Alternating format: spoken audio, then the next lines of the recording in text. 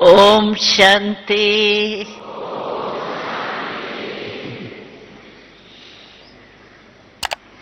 आप सभी ने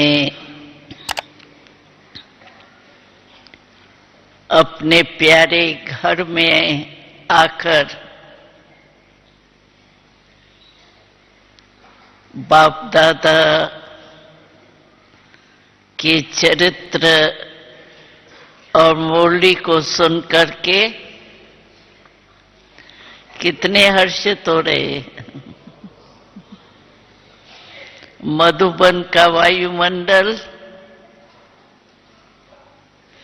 मधुबन की मदद, क्योंकि परिवार इतना देख करके कितनी खुशी होती है। हमारा इतना बड़ा परिवार, वैसे तो हमारा बहुत बड़ा परिवार है। हमको तो कभी कभी याद आता है कि लोग हमारे लिए क्या समझते हैं। कहते ब्रह्मा कुमारियां जो है ना, वो घर बार छुड़ा देती है। लेकिन हमने प्रैक्टिकल में क्या देखा है, हम तो सभी को कहते हैं हमारे घर इतने हैं जो हमको डायरी रखनी पड़ती है। जहां भी जाओ वहां डायरी में एड्रेस देखनी पड़ती है, कहाँ है क्या है। तो हमने तो घर बनाए हैं या छोड़े हैं? इतने घर तो किसके भी नहीं होंगे। अब परिवार 8.5 लाख परिवार में 4 भी होते हैं, 8 भी होते हैं, 12 भी होते हैं। तो इतना बड़ा परिवार हमने छोड़ा या लिया है? इतना परिवार तो किसी का भी नहीं होगा, कितना भी बुजुर्ग हो। तो हमने अपना असली घर बनाया है, बाबा का घर। और बाबा के घर से जहां भी घर है वहां हम क्या कहेंगे। मानो कोई भी सेंटर पर हम जाते हैं तो क्या कहेंगे, हमारा घर है, बाबा का घर है। फलक से कहेंगे ना। तो इतने बड़े परिवार वाले इतने घरों में अपने परिवार को देख करके कितना खुश होते हैं। तो बाबा प्रश्न पूछता है कि मेरे बच्चे, आप खुश रहते हो? खुश रहते हो? खुश रहते हैं? पीछे वाले रहते हैं? अच्छा, एक क्वेश्चन में तो पास हो। अच्छा, दूसरा क्वेश्चन बाबा क्या पूछता है कि सदा खुश हो या कभी कभी थोड़ा थोड़ा होता है? थोड़ा थोड़ा होता है कभी कभी। तो बाबा को ये भी नहीं अच्छा लगता। बाबा कहते हैं भगवान के बच्चे वो सदा खुश नहीं रहेंगे तो कौन रहेंगे? क्या है, कभी कभी बाबा बाबा शब्द बोल के भी ना थोड़ा हल्का हो जाता है। भगवान है, बाबा भगवान है, उसके बच्चे हैं। अगर भगवान के रूप में बाबा की स्मृति सदा रहे तो खुशी न रहे ये हो ही नहीं सकता। क्योंकि खुशी इस ब्राह्मण जीवन की खुराक है। ब्राह्मण जीवन सर्वश्रेष्ठ है। और इस सर्वश्रेष्ठ जीवन में खुशी अविनाशी जरूरी है, क्योंकि अविनाशी बाबा की देन। अभी योग में बैठो, लेकिन अटेंशन देना, एक बाबा के याद के संकल्प के बिना और कोई संकल्प नहीं।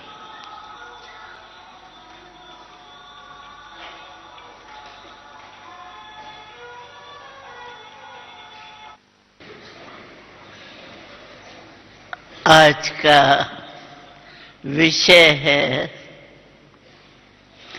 बाबा हमारे कंबाइंड है, उसको यूज कैसे करें। तो आप सभी मानते हो कि बाबा हमारे कंबाइंड है?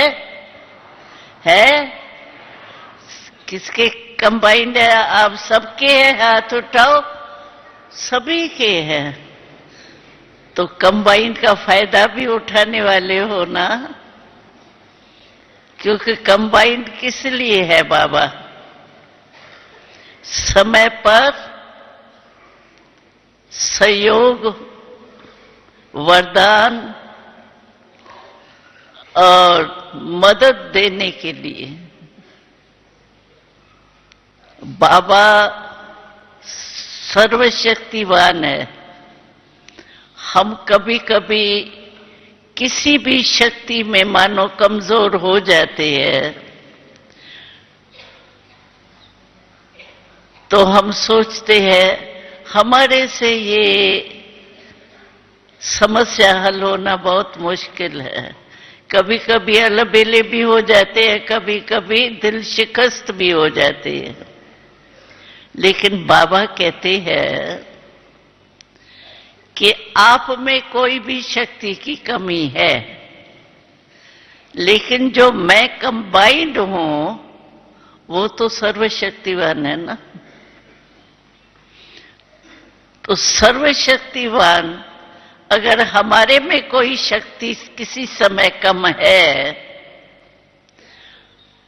और उसी शक्ति से ही हमारा कार्य ठीक हो सकता है, तो जो कंबाइंड बाबा है उसकी मदद क्यों नहीं लेते? उस समय क्यों नहीं बाबा याद करते? अब बाबा आया किस लिए? बाबा कहते हैं मैं आया ही हूं आपको हिम्मत की मदद देने के लिए। एक कदम आपके हिम्मत का और 1000 कदम बाबा की मदद के है,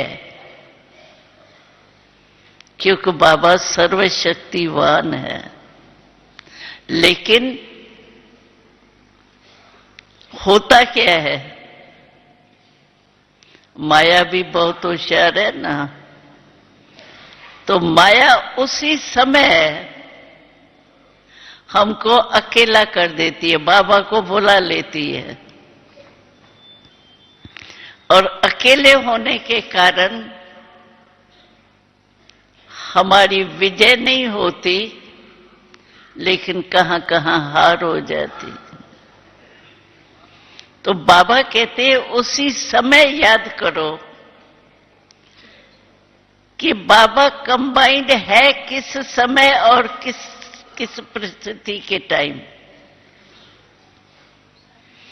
अगर उसी समय माया बुलाती है तो आपके ध्यान में रहे कि माया अकेला करेंगी, लेकिन मुझे अकेला होना नहीं।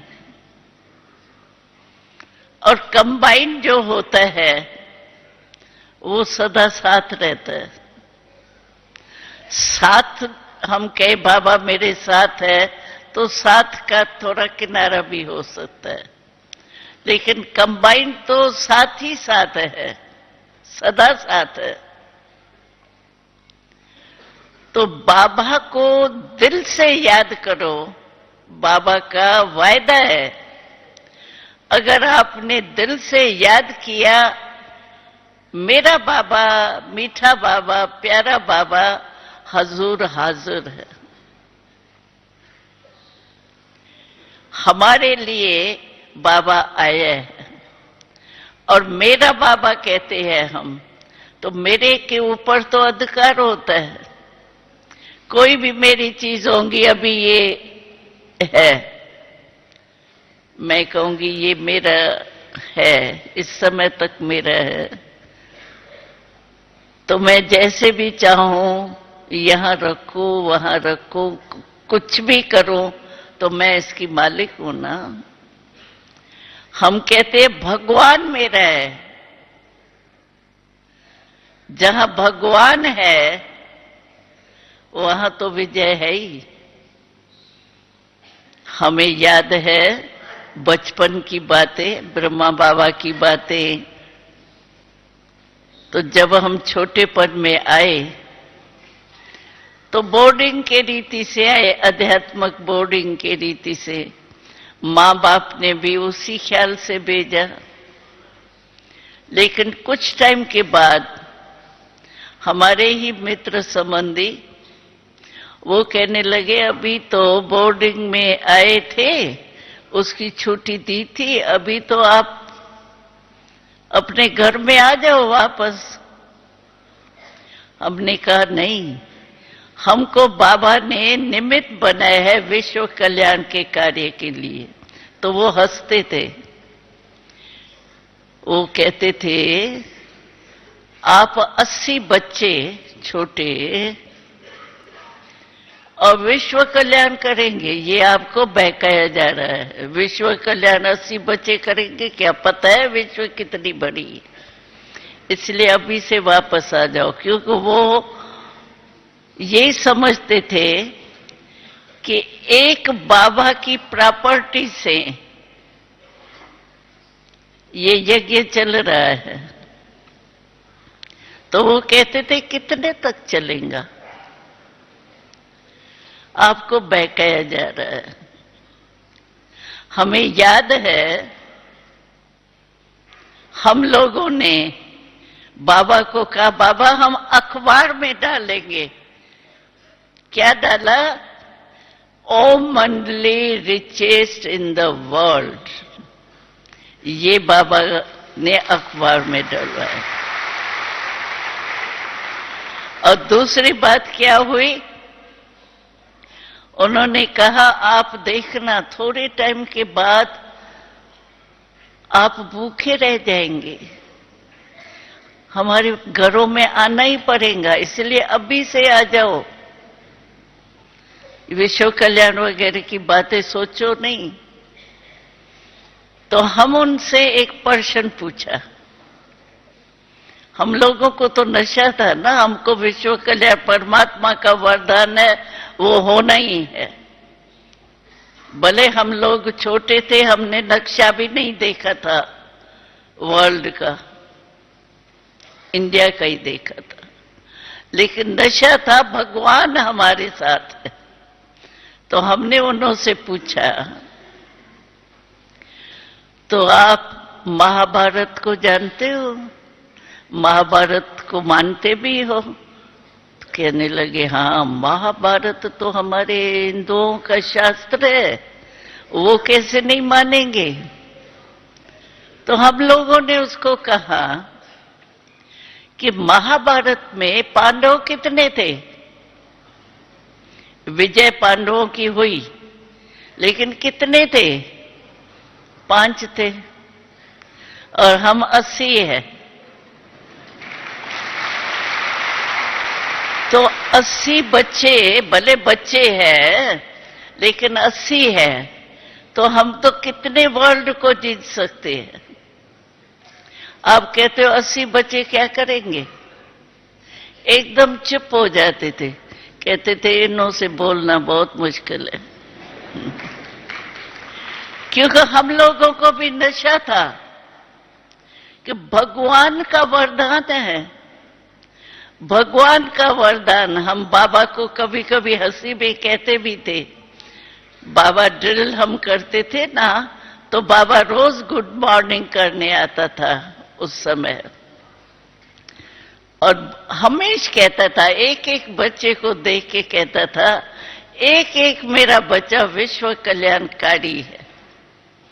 तो हम हंसी में बाबा को कहा, बाबा हमने नक्शा ही नहीं देखा है विश्व का।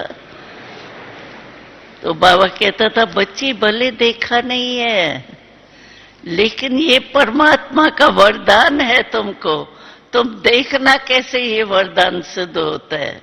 तो हमें तो निश्चय था ही बाबा में। हम हमेशा बाबा को भगवान के रूप में ही देखते थे। हम आत्मा है और परमात्मा के बच्चे, यही नशा रहता था।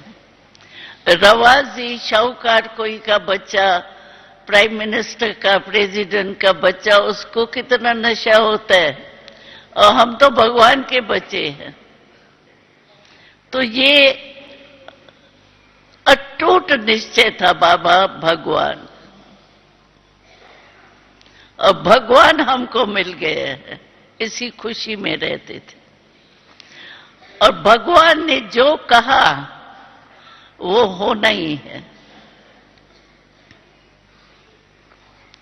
और इतनी मस्ती में रहते थे, बाबा ने कहा हमने किया। मम्मा कहती थी, मैं मम्मा कैसे बनी, हमने एक ही श्लोक याद किया, बाबा का कहना और मेरा करना। इसे एक दृढ़ संकल्प ने मम्मा को मम्मा बना दिया। हम लोग भी ज्यादा मेहनत करने की हमको जरूरत नहीं है। अभी तो ज्ञान इतना स्पष्ट हो गया है, और बाबा एक ही शब्द कहता है, जो ब्रह्मा बाबा ने किया उसको फॉलो करो। और दिनचर्या बाबा ने सुना दी है, सुबह को उठो, कितने बजे उठो, कैसे बैठो, उसी विधि से बैठे। कई ऐसे हैं जो बैठ भी जाते हैं अमृत वेले, लेकिन जिस विधि से बाबा कहते हैं, बाबा से मिलन मनाओ, बाबा से शक्तियों का वरदान लो भी और दो भी, उस विधि से अगर हम बैठें और फिर कर्म करने के लिए आते हैं, मुरली सुनने के लिए आते हैं, मुरली सुनते हैं, लेकिन एक बारी बाबा ने कहा, तो मुरली सुनने के टाइम इस विधि से बैठो। कभी जुटका आता है, कभी यहां ध्यान जाता है, बहुत करके कुछ भी होगा ना हलचल, सबका कांध वहां हो जाएगा। तो बाबा कहता था, भगवान तुम्हारे को परम धाम से आया है सुनाने के लिए, तो तुम हर एक ये समझो, बाबा मेरे से पर्सनल बात कर रहा है। मैं अर्जुन हूं, भगवान मेरे को गीता सुना रहा है। अगर पर्सनल कोई किससे बात करे, जुटकाएगा? भारी होंगे क्या? या यहां वहां बुद्धि जाएंगी क्या? उसको जवाब देना है न सुन के। तो बाबा कहता था, ऐसे ही अनुभव करो, मुरली सुनने के समय बाबा मेरे लिए आया है और मेरे से बात कर रहा है, मेरे को पढ़ा रहा है। जैसे मेरा बाबा है, वैसे मेरा टीचर है, मेरे लिए आया है। ये नशा होना चाहिए। कर्म करते हैं, कर्म और योग, बाबा का डायरेक्शन यही है, फॉलो करो ब्रह्मा बाबा को। तो कर्म योगी बन करके करना है। सिर्फ कर्म करता नहीं, कर्म करता तो वर्ल्ड में बहुत है, प्राइज कितनी अच्छी अच्छी लेते हैं, लेकिन हमारी एडिशन क्या है, कर्म और योग दोनों साथ। और योग होने के कारण, परमात्मा पिता की याद होने के कारण, आप सोचो, थोड़े समय के लिए अपने जीवन में अनुभव देखो, कभी भी कोई आपके घर में कोई बहुत प्यारा कोई आने वाला है और उसके लिए आपको कुछ तैयारी करनी है, खाना कराने के लिए कुछ भी करना है, तो आपकी स्थिति उस समय क्या होगी? खुशी की होंगी ना। और कोई ऐसा दुश्मन आने वाला है, आता है, उस समय आपकी स्थिति कैसी होती है? जैसी स्मृति वैसे स्थिति होती है। उस हिसाब से हम सोचें, अगर कर्म करते हमारा योग होगा तो बाबा की स्मृति होंगी ना, और बाबा की जब हमारे पास स्मृति होंगी तो हमारी स्थिति कैसी होंगी? शक्तिशाली होंगी ना। और उसमें काम कैसा होगा? बाबा कहते हैं, बाबा को याद करके अगर आप कर्म योगी होके कर्म करते हो तो आपके कर्म की सफलता हुई पड़ी। और याद के खुशी में आपको थकावट भी नहीं होगी, आपका निर्णय जो है वो बहुत अच्छा होगा।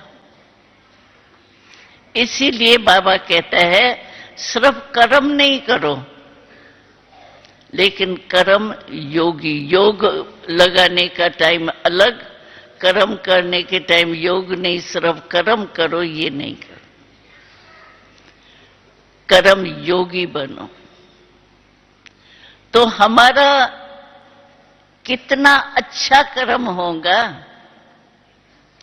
शक्ति मिलती रहेगी, खुशी होंगी, और खुशी में निर्णय अच्छा होगा तो कर्म की सफलता तो होगी ना। तो कर्म करते हुए हमको बीच बीच में चेक करना चाहिए।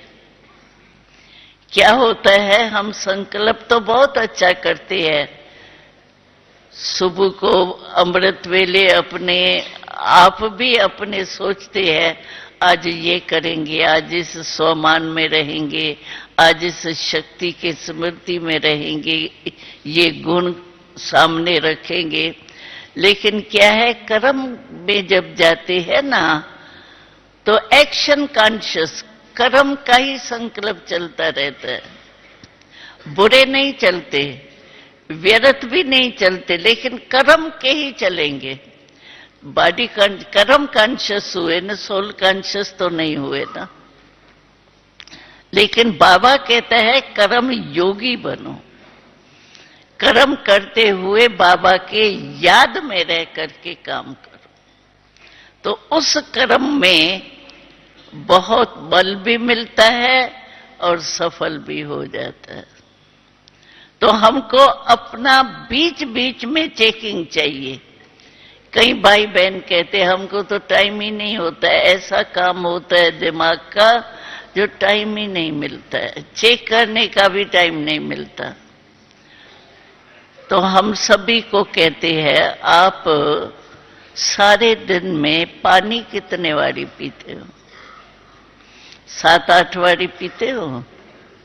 पानी पीते हो? जिस समय पानी पीते हो उस समय और तो कोई काम नहीं है। आदत है आपको, पानी जब भी गिलास रखेंगे पानी भर करके, कहाँ रखेंगे? होठों में रखेंगे, नाक में रखेंगे? आदत है ना, होठों पर ही जाएगा ना पानी। तो उस समय भी अपने को चेक करो,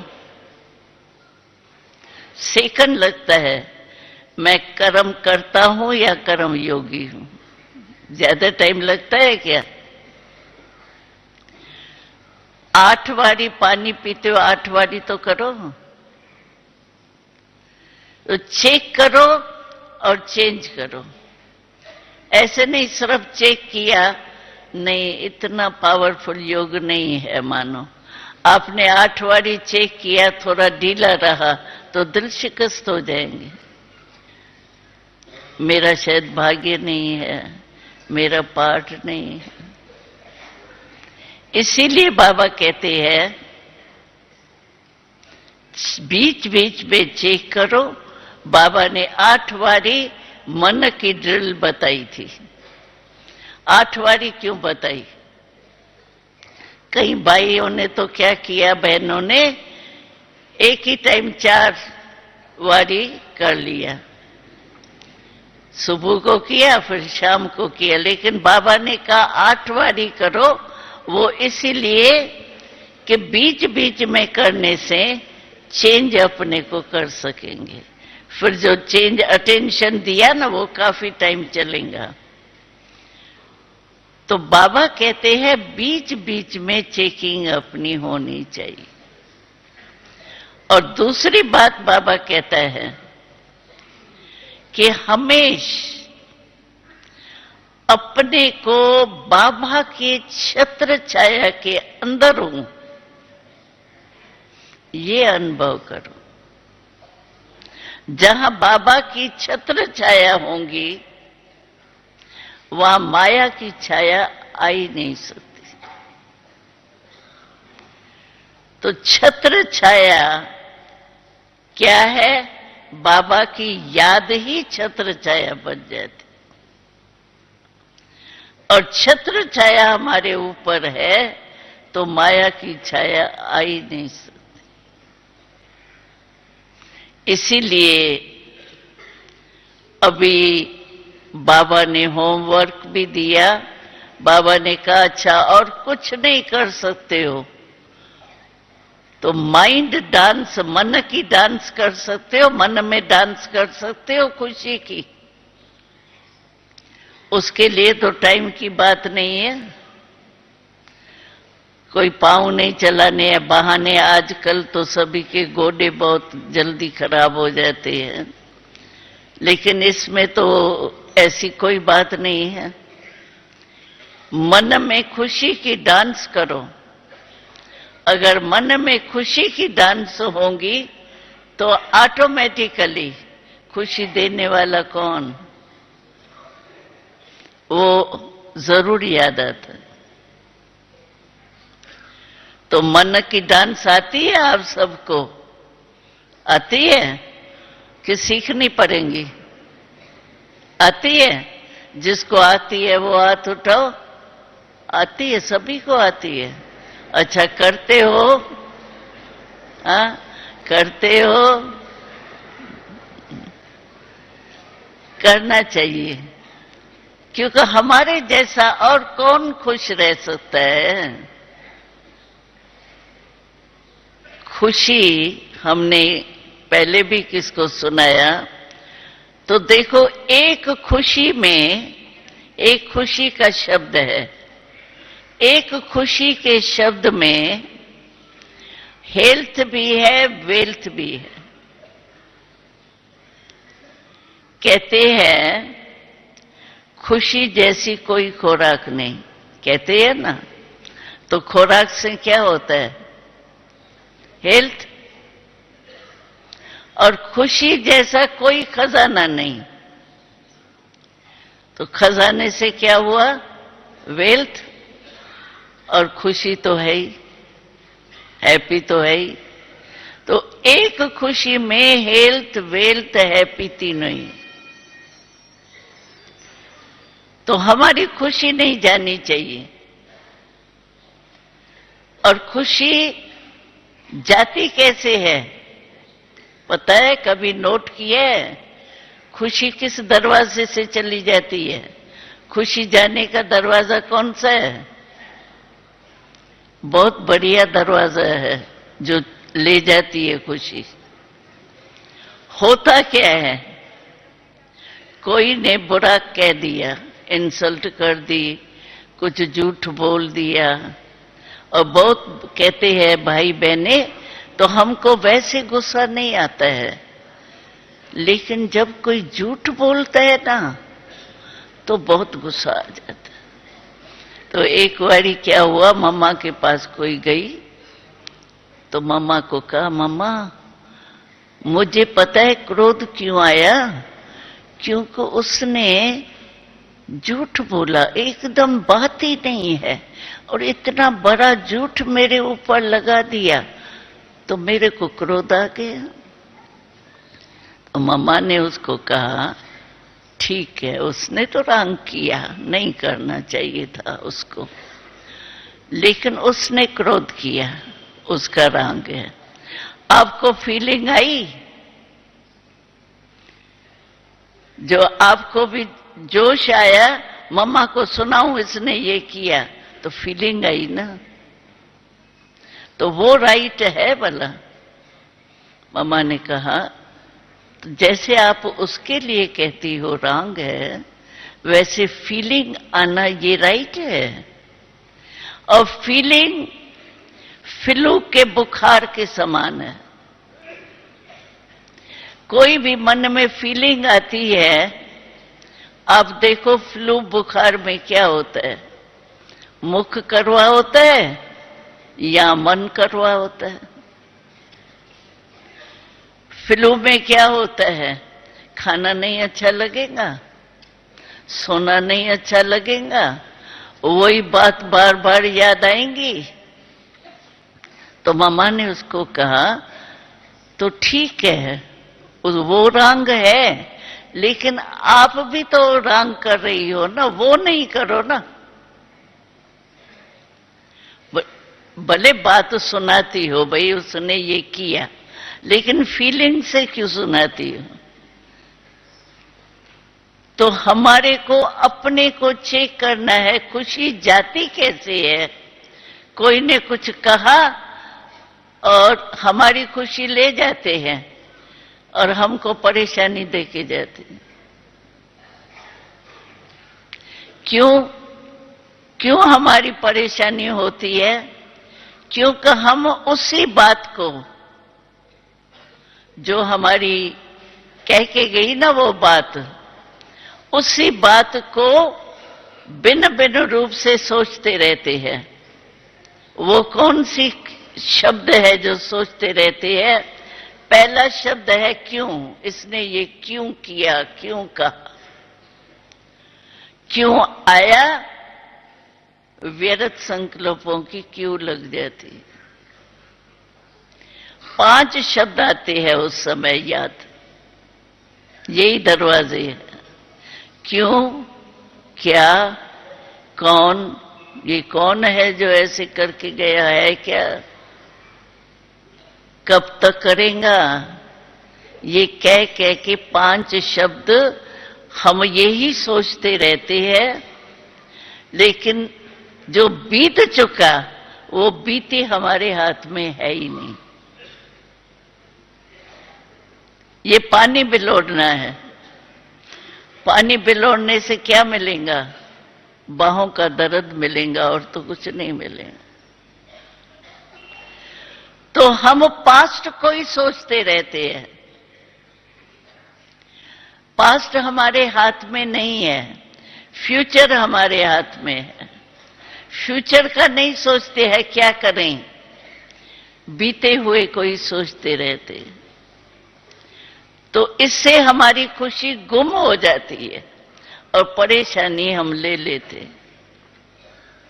तो कभी भी अपनी अविनाशी बाबा की खुशी, अविनाशी, वो जाने नहीं देना।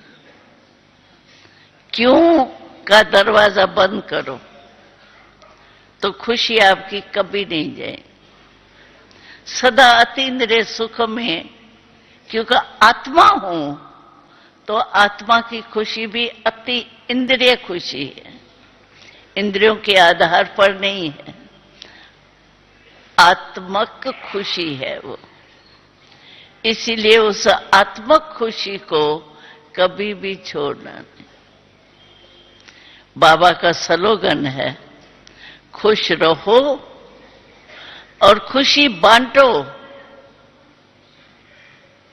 जितनी खुशी बांटेंगे ना उतनी आपकी खुशी बढ़ेंगी। और चीज तो बांटने से कम होती है, लेकिन खुशी नहीं। खुशी ऐसी चीज है जो आगे बढ़ती जाती। ऐसे होता है, कहीं भाई सर्विस करके आती है, बहनें सर्विस करके आती है ना, तो सर्विस में उसको बहुत अच्छा लगता है। हाँ, ये तो बहुत अच्छी बात सुनाई। तो वो आएंगी ना, इतना खुश हो के आके सुनाएंगी, दादी उसको तो बाबा की बातें इतनी अच्छी लगी, बात मत पूछो। पहले तो खुद खुश होंगी, सुनाने वाला ही खुश होता है। तो बांटा तो खुश हो गए। इसीलिए बाबा का स्लोगन है, खुश रहो और खुशी बांटो। तो बांटने वाले हो ना खुशी, सभी बांटते हैं खुशी। हाँ, अच्छा, तो अभी बाबा को अपना चार्ट देना है। क्या चार्ट देंगे? हम सदा खुश रहते हैं,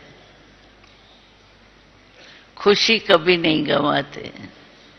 जैसे बाबा हमको खुशी का खजाना देते हैं, हम लेते हैं और खुश रहते हैं। तो ये रिकॉर्ड देंगे, खुश रहते हैं। कभी कभी थोड़ा हो जाता है, लेकिन बाबा कहता है कभी कभी का शब्द ठीक नहीं, बाबा को पसंद नहीं है। तो जो बाबा को पसंद नहीं है, बाबा ने तो ये शब्द कहा, इंग्लिश में कहा, समथिंग और समटाइम। ये हमारे ब्राह्मणों के डिक्शनरी में नहीं है। थोड़ा थोड़ा होता है, कभी कभी होता है, ये है समटाइम समथिंग। तो बाबा को ये पसंद नहीं है, कहते ब्राह्मणों के डिक्शनरी में ही नहीं है। तो आप ब्राह्मण के पास कैसे आ जाता है ही नहीं डिक्शनरी में।